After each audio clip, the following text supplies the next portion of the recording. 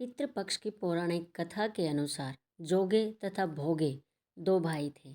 दोनों अलग अलग रहते थे। जोगे धनी था और भोगे निर्धन। दोनों में परस्पर बड़ा प्रेम था। जोगे की पत्नी को धन का अभिमान था, किंतु भोगे की पत्नी बड़ी सरल हृदय थी।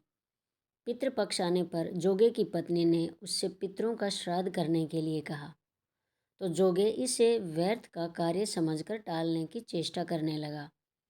किंतु उसकी पत्नी समझती थी कि यदि ऐसा नहीं करेंगे तो लोग बातें बनाएंगे। फिर उसे अपने मायके वालों को दावत पर बुलाने और अपना शान दिखाने का यह उचित अवसर लगा।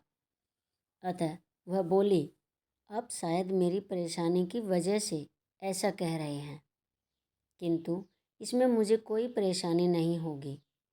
मैं भोगे की पत्नी को बुला लूँगी, दोनों मिलकर सारा काम कर लेंगी। फिर उसने जोगे को अपने पीहर न्योता देने के लिए भेज दिया। दूसरे दिन उसके बुलाने पर भोगे की पत्नी सुबह सवेरे आकर काम में जुट गई। उसने रसोई तैयार की, अनेक पकवान बनाए, फिर सभी काम निपटाकर अपने घर आ गई। आखिर उसे भी तो पितरों का श्राद्ध तर्पण करना था। इस अवसर पर न जोगे की पत्नी ने उसे रोका, न वह रुकी। शीघ्र ही दोपहर हो गई। पितृ भूमि पर उतरे।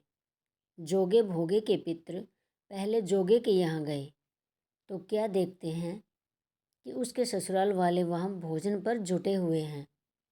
निराश होकर वे भोगे के यहाँ गए। वहाँ क्या था, मात्र पितरों के नाम पर अगियारी दे दी गई थी। पितरों ने उसकी राख चाटी और भूखे ही नदी के तट पर जा पहुँचे।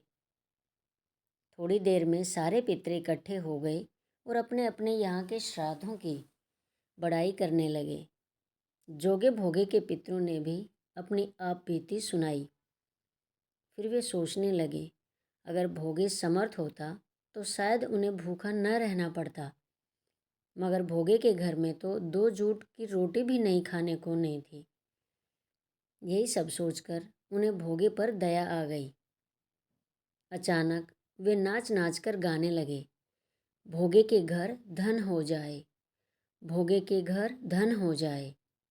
सांझ होने को हुई। भोगे के बच्चों को कुछ भी खाने को नहीं मिला था। उन्होंने माँ से कहा, भूख लगी है। तब उन्हें टालने की गरज से भोगे की पत्नी ने कहा, जाओ, आंगन में हौदी हौंदी रखी है, उसे जाकर खोल लो और जो कुछ मिले बांट कर खा लेना। बच्चे वहाँ पहुँचे तो क्या देखते हैं कि हौदी मोहरों से भरी पड़ी है। वे दौड़े दौड़े माँ के पास पहुँचे और उसे सारी बातें बताई। आंगन में आकर भोगे की पत्नी ने यह सब कुछ देखा तो वह भी हैरान रह गई। इस प्रकार भोगे भी धनी हो गया, मगर धन पाकर वह घमंडी नहीं हुआ। दूसरे साल का पितृपक्ष आया। श्राद्ध के दिन भोगे की स्त्री ने 56 प्रकार के व्यंजन बनाए। ब्राह्मणों को बुलाकर श्राद्ध किया, भोजन कराया, दक्षिणा दी। जेठ जेठानी को सोने चांदी के बर्तनों में भोजन कराया। इससे पितृ बड़े प्रसन्न तथा तृप्त हुए। इस कहानी को सुनने वाले के घर में सुख समृद्धि बढ़े।